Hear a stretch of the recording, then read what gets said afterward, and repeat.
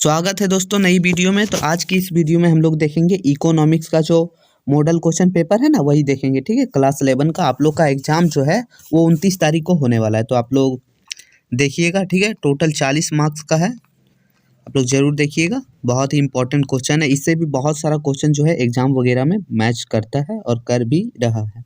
ठीक है, तो चलिए हम लोग डायरेक्ट क्वेश्चन की तरफ चलते हैं, बाकी आप जो है आप देख लीजिएगा। ठीक है, चलिए पहला इसमें देखिए हिंदी इंग्लिश दोनों से दिया हुआ है, तो हम करवा रहे हैं हिंदी से। ठीक है, और साइंस वाले बच्चे जो है इंग्लिश से अपना खुद से पढ़ लीजिएगा। ये तीनों के लिए, साइंस आर्ट्स कॉमर्स तीनों बच्चों के लिए है। तो चलिए हम लोग शुरू करते हैं। पहला क्वेश्चन है, बोल रहा है सांख्यिकी का कार्य निम्न में से कौन सा नहीं है। तो कौन सा नहीं है, तो ये 4 ऑप्शन दिया हुआ है, तो इसमें से जो हम लोग का आंसर होगा ऑप्शन नंबर डी हो जाएगा। जो आंकड़ों का पूर्वानुमान जो करते हैं ना, वो जो है सांख्यिकी का काम नहीं है। चलिए दूसरा क्वेश्चन देखेंगे।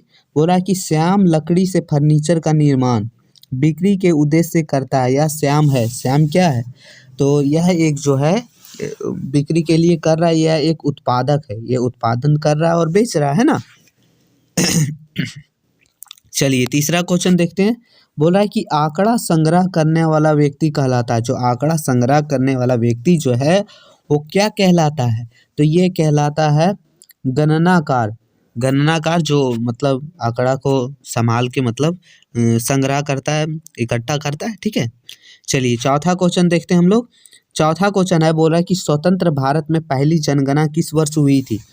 जब भारत आज़ाद हुआ उसके बाद जो सबसे पहले जो है जनगणना कौन से ईयर में हुआ था, कौन से साल में हुआ था, वो हुआ था 1951 ईस्वी में। कब हुआ था, 1951 में। चलिए आगे पांचवा क्वेश्चन देखते हैं। बोला कि समय के अनुसार सामूहिक किए जाने वाले आंकड़ों का वर्गीकरण को कहते हैं, तो उसे हम लोग जो कहते हैं कालानुक्रमिक वर्गीकरण। ठीक है, ऑप्शन नंबर बी। चलिए अगला देखते हैं। छठा बोला है कि किस वर्ग का मध्य बिंदु का मान ज्ञात किया जा सकता है।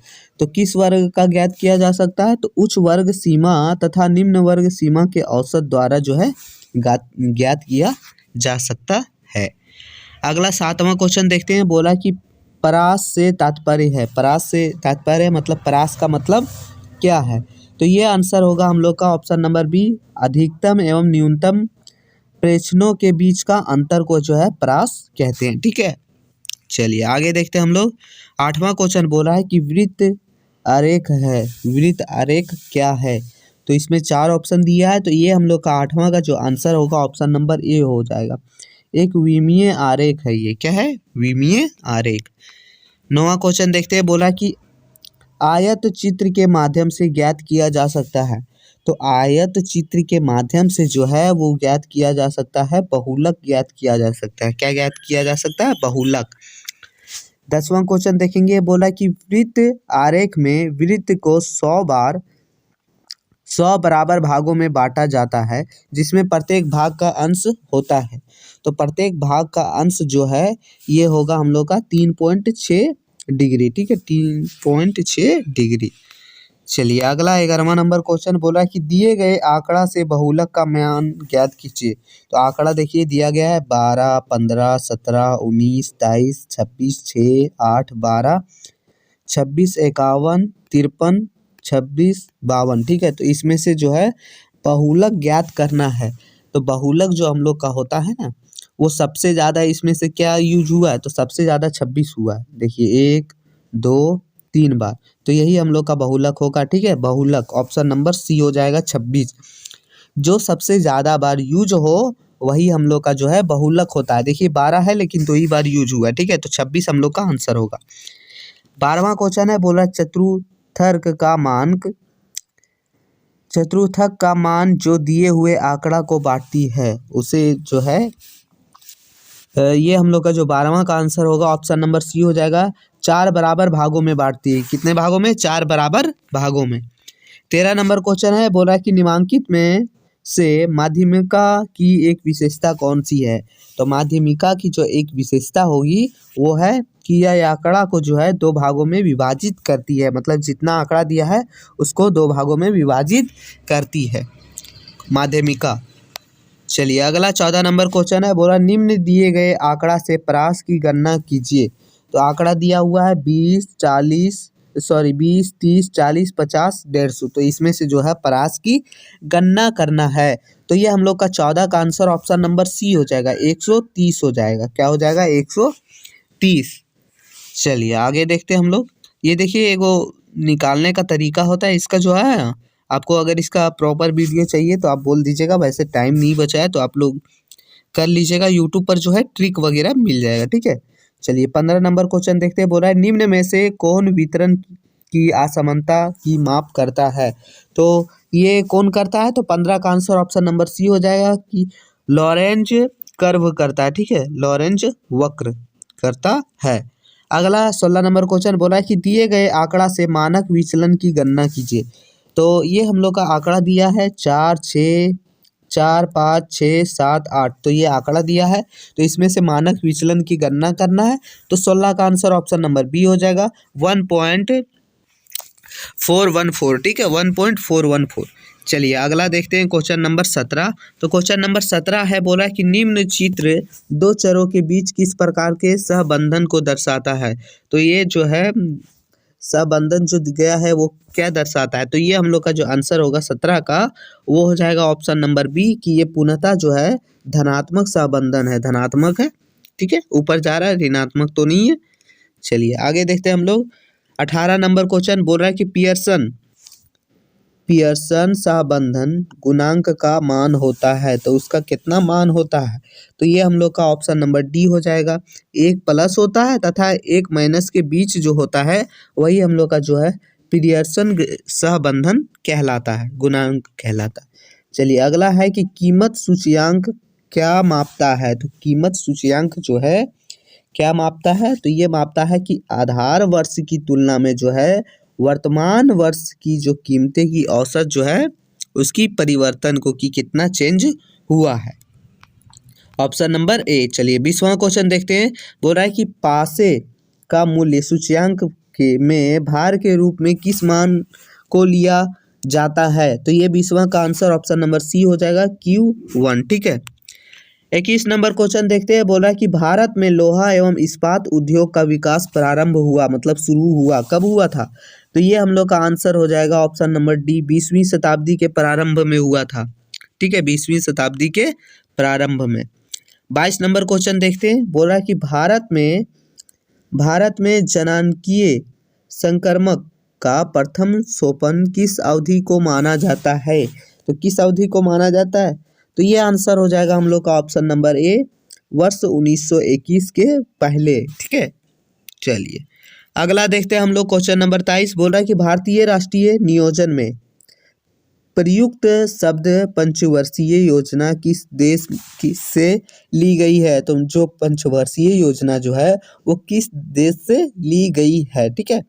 तो ये ली गई थी पूर्व सोवियत रूस से, ठीक है, USSR, option number C. 24 number question है, बोल रहा है कि प्रशुल्क लगाया जाता है। तो प्रशुल्क जो है किस चीज में लगाया जाता है। तो ये हम लोग का आंसर हो जाएगा ऑप्शन नंबर डी, आयातित वस्तुओं में, ठीक है, जो इंपोर्ट करते हैं कोई भी सामान को उसमें लगाया जाता है। 25 नंबर क्वेश्चन है, बोला कि भारत जैसे देशों में लघु उद्योगों को प्रोत्साहित करने के क्या कारण हो सकते हैं। कूटों का प्रयोग करते हुए विकल्प का चयन कीजिए। तो ये हम लोग का जो 25 का आंसर है वो ऑप्शन नंबर सी हो जाएगा। क्या है चलिए देखते हैं। बोल रहा है कि बड़े उद्योगों के साथ प्रतिस्पर्धा करने में जो है सक्षम, मतलब छोटे ही उद्योग जो है बड़े उद्योगों के साथ जो है लेन देन करने, मतलब जो वही बनाए रखने, कंपेयर करने के लिए जो है सक्षम है। चलिए अगला 26 नंबर क्वेश्चन बोल रहा है कि विश्व व्यापार संगठन का गठन किस वर्ष हुआ था। तो ये इसका जो गठन है वो हुआ था हम लोग का 1995 में हुआ था। कब हुआ था? 1995 में, ध्यान रखिएगा। आगे है कि नई आर्थिक नीति 1991 के 3 उपवर्ग हैं। तो ये उपवर्ग है उदारीकरण, निजीकरण और वैश्वीकरण, मतलब तीनों, ठीक है, उपरोक्त सभी, ये भी है, ये भी है, ये भी है। तो उपरोक्त सभी मतलब ऑल ऑफ द एबव। चलिए अगला 28 नंबर, बोल रहा है कि वर्तमान में सार्वजनिक क्षेत्र के लिए सुरक्षित उद्योगों की संख्या है। तो कितनी संख्या है? तो ये हो जाएगा हम लोग का ऑप्शन नंबर ए 3 संख्या। कितना है? 3। अगला 29 नंबर क्वेश्चन देखते हैं। बोला कि भारत सरकार ने शिक्षा का अधिकार अधिनियम को किस वर्ष लागू किया? तो इसको कब लागू किया था? तो ये लागू किया था 2009 में। कब किया था? 2009। चलिए अगला क्वेश्चन 30वां बोल रहा है कि विश्व ज्ञान अर्थव्यवस्था के श्रेष्ठ प्रयोग करने वाला देश माना जाता है। कौन सा देश माना जाता है? तो ये हम लोग का देश है आयरलैंड। कौन है? Ireland. Option number 1। 31 number question देखते हैं। बोला है कि मानव पूंजी के संदर्भ में निम्न कथन और कारण पर विचार कीजिए। पहला कथन है कथन ए, बोल रहा है कि मानव पूंजी अदृश्य होती है। दूसरा है कारण आर, बोल रहा है कि यह धारा के मानसिक की रची बसी होती है, मतलब मानसिक की रची बसी होती है।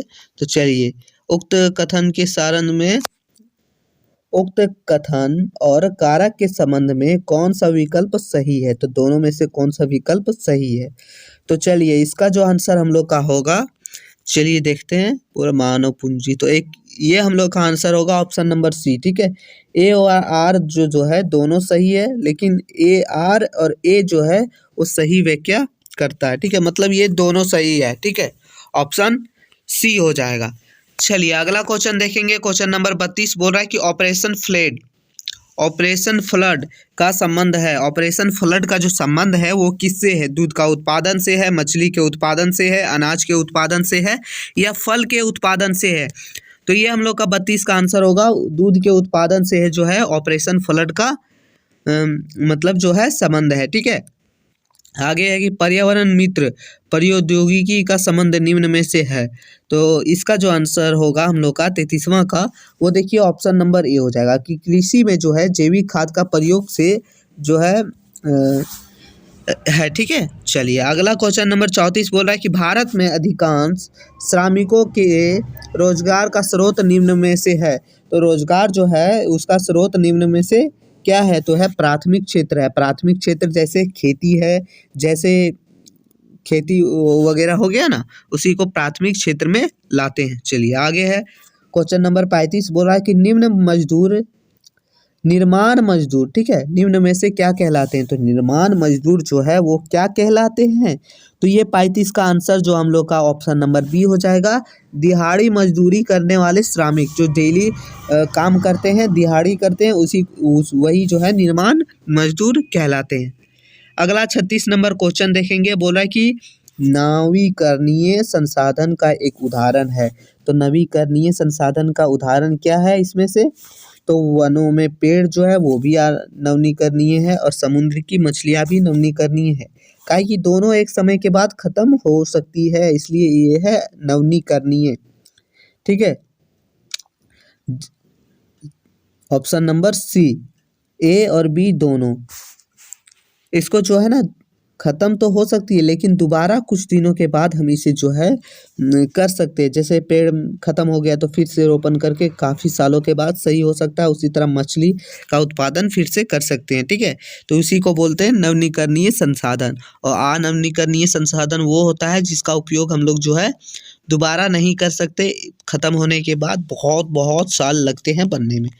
चलिए अगला 37 नंबर क्वेश्चन बोला कि चिपको आंदोलन का उद्देश्य है। तो चिपको आंदोलन का उद्देश्य था कि वनों की रक्षा करना, यही था ना चिपको आंदोलन। तो ये हम लोग का 37 का आंसर ऑप्शन नंबर ए हो जाएगा कि हिमालय पर्वतों में जो है वनों का संरक्षण करना है। देखिए ये भी बहुत है, हिमालय पर्वत में। ठीक है, कहाँ? हिमालय पर्वत में। अगला 38 नंबर क्वेश्चन बोल रहा है कि वैश्विक उन्नता का प्रमुख कारण है।